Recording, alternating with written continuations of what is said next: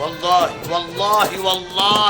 ما هيخلينا نشحت غير شهامتك يا خوخه. يا منعم يا حبيبي، الطيبات لله. ايوه بس بالعقل يا هانم. وانا بس عملت ايه؟ الله، ايه يا اخويا ده؟ كل حاجه زعيق، انا استاهل الزعيق ده؟ هي حاجه واحده يا خوخه تستاهل الزعيق، دي حلقات. وايه بس ايه بس اللي مخليك النهارده متنرفز بالشكل ده ونازل فيها زعيق؟ اصل كل حاجه سلف يا خوخه الا الاكل. اخصى عليك يا منعم، دي ظروف. ظروف ايه يا هانم؟ تقوم تشيل صينيه البطاطس بالفخده تديها لجارتك ام حشمت بحالها، واحنا نقعد نمصمص في صوابعنا؟ يا منعم، خطيب بنتها طب عليها فجأة ساعة العشاء والبيت مش جاهز. كنت اقسم البلد نصين. يا خبر، عشان يبان انهم شحتينه. واحنا ذنبنا ايه؟ نبات من غير عشاء ليه؟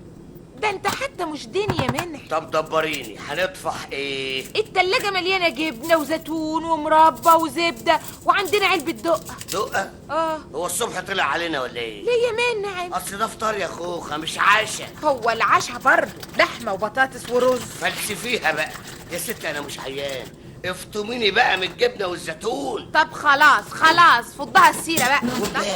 امبارح تدي فكيها مرات البواب 4 جلاليب من بتوعي. ولدت يا منعم وما عندهاش لفف للعيال. 4 جلاليب لفف للعيال؟ يا دوب يا منعم. ليه؟ هي هتلف الواد ولا هتلف ابوه؟ غلابة يا منعم، واحنا نقدر نشتري. هاتيلي الاكل من التلاجة اطفح وانام. سعدية يا سعدية، تعالي شيلي السفرة. حاضر يا ست. ايوه شيلي بشويش يا بنت احسن نقى الزيتون يزفر ايديك. حاضر يا سيدي. ما خلاص بقى يا منعم. لا معلش خدي شويه البصمات دي كمان ارقضيها في المطبخ. يو بقى، وانت هتقلبها ملاعيب شيحة.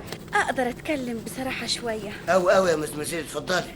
ايوه يا سعدية، في حاجة؟ بقى شوف. أيوة. اللي اوله شرط اخره جبنه وزيتون. لا اخرته خروج بالمعروف. الله، جرالك ايه يا سعدية؟ انت بتقولي ايه؟ زي ما سمعتي يا ستي. انت زعلانه من حاجه؟